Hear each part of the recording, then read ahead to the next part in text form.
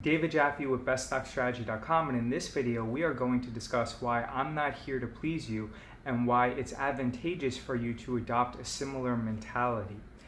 So when it comes to providing a service, a lot of people have the expectation that you have to accept everyone, that you have to go out of your way, and even if they try to take advantage of the situation, that it's in your best interest to bend over backwards and to serve that person. I completely disagree. I believe that by putting in the hard work, by making the sacrifice, by working 7 days a week, and by trying your best to please all of your students, but at the same time, if too many of your students, or if let's say 20% of your students are causing 80% of the stress, or they're trying to occupy 80% of your time, then it's in your best interest to cut out those 20% of the students and instead focus on the 20% and instead focus on the 80% of the students that are not high maintenance. It's not your obligation to be liked by everyone. Instead, you should have an obligation to serve and to do your best and to give 100%.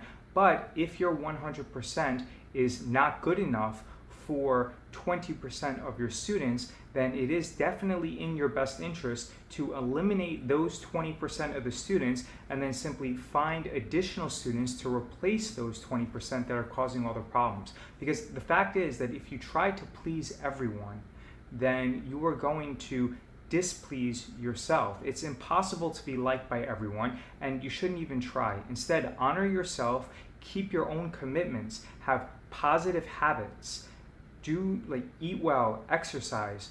You should go to the gym and make sure that you do other things to foster a positive mentality, and you have very good habits, and you work hard and you respond to people quickly. But at the same time, I think it's very foolish for you or for anyone to expect that you're going to exceed the expectations of 100% of your students. Simply put, there are a lot of people who are miserable and a lot of people who are unwilling to put in the work, and even if you give them 100% of the time, 100% of the effort, they just enjoy to complain. And in that situation, you're doing yourself a disservice by trying to please them. So again, you have to make sure that you give 100%, and in my situation, I work 7 days a week. I was very wealthy prior to starting BestStockStrategy.com. If I had 0 students, I would still be wealthy. I don't work because I have to or I need the money. The reason why I started BestStockStrategy.com was that in 2017, I was doing extremely well in the market. I made around $755,000, and I was frankly just getting bored because I was only trading around 2 or 3 trades every single day, and I was trading for about 20 minutes a day. Just logging in and monitoring the market.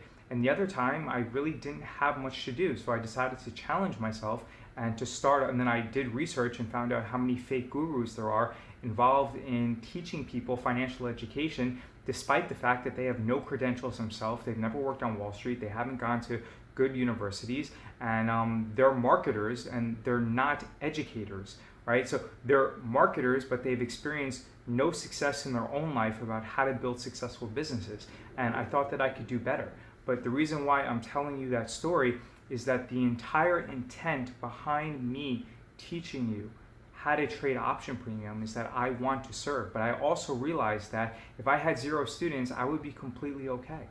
And I have 0 desire to be liked by everyone, because I know that if I put forth an effort to be liked by everyone, I'm going to be doing myself a disservice. And I think that in your situation, it's very similar. There are some people who, and remember that we live, if you're watching this in the United States, around 80% of the people are either in debt, overweight, diabetic, addicted to pills, abusive to their spouses. They have massive college loans. They're in a job that they hate. I mean, I'm pretty much describing like 80 or 90% of the population.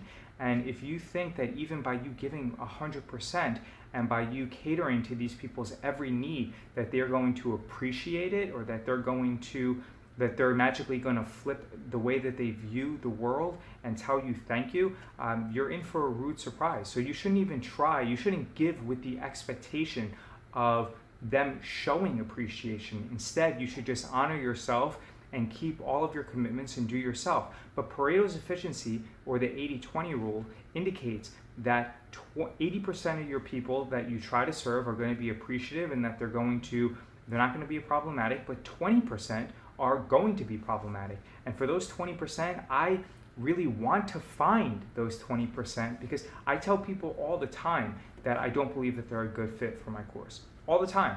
And even like 3 days ago or 2 days ago, I had someone who signed up for the alerts, and they signed up at around like 11:30 in the morning. And then they asked me if I had sent out trade alerts previously that morning. And I said, yeah, I did. And then they kept bugging me and asking me to send them the alerts when they weren't a member. And I said, no.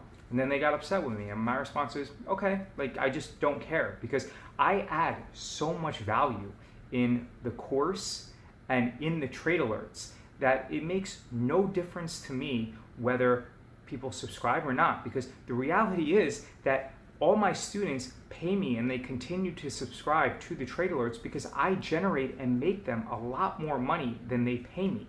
So when this person wrote me and said, oh, way to start off the relationship by not sending me the alert, well, the fact is that had he signed up prior to the market opening that day, then he would have received these. Sorry, that last video got cut off.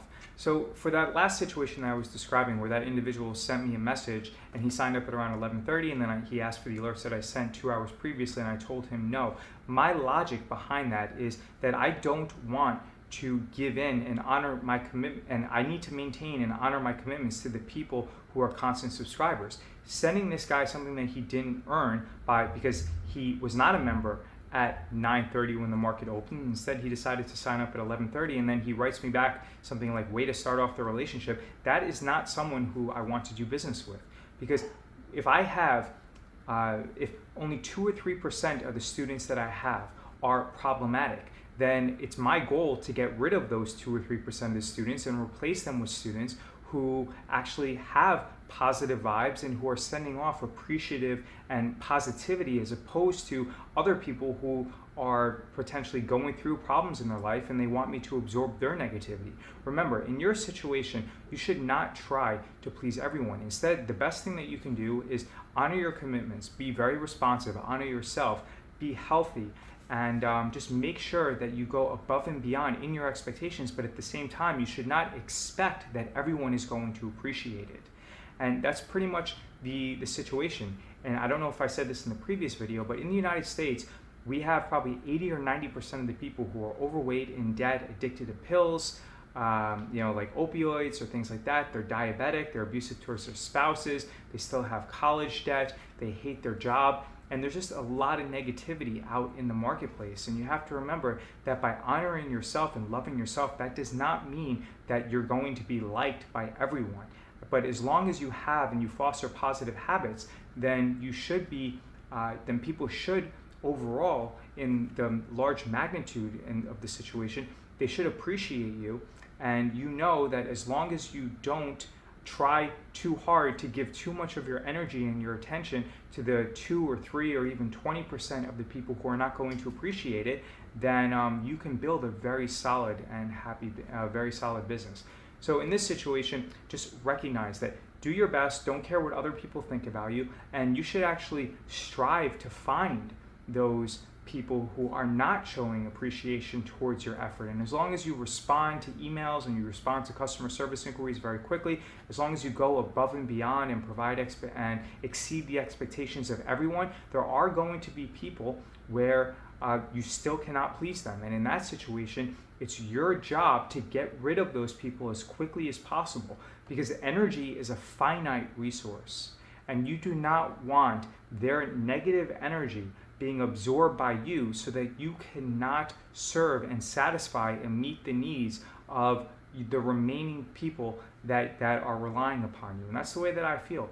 If I have, let's say, if 95% of my customers are extremely happy and they pay me every single month because they make substantially more money than they pay me, then those are the people that I want to keep.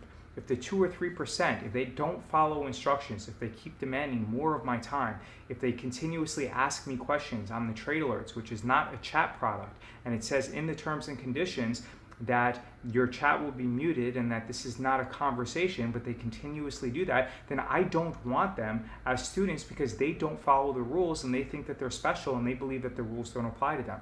And when you build a business, you are going to have to fire some of your customers. There's no way around it, just because some customers have unrealistic expectations. And especially in my situation where I'm independently wealthy and I started BestStockStrategy.com simply because I wanted to help people and I had the intent of providing people with a great educational resource, because so much of the other information out there is completely garbage and run by fake gurus who have no experience building a business themselves.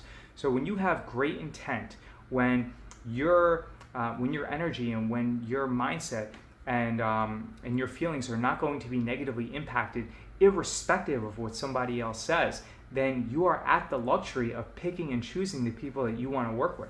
And if someone comes off like very negative to you, or they say something that you don't appreciate, the best response that you could possibly have is just continue to add incredible value to the people that appreciate you, because those people, those subscribers who pay and who value you so much, and who send you messages like they've made X amount of dollars and they only paid you X amount, and they're so fortunate that they found you, or they're so lucky that they found you because every other person that they subscribe to has let them down, or those people who recommend you to their friends.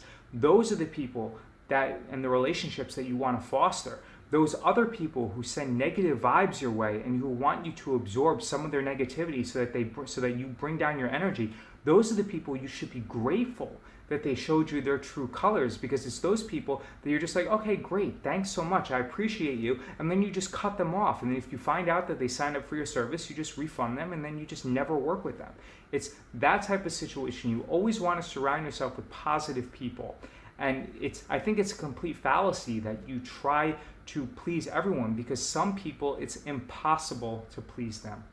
So this is David Jaffe with BestStockStrategy.com. You can go to BestStockStrategy.com and enter in your email address and receive over $400 worth of free training.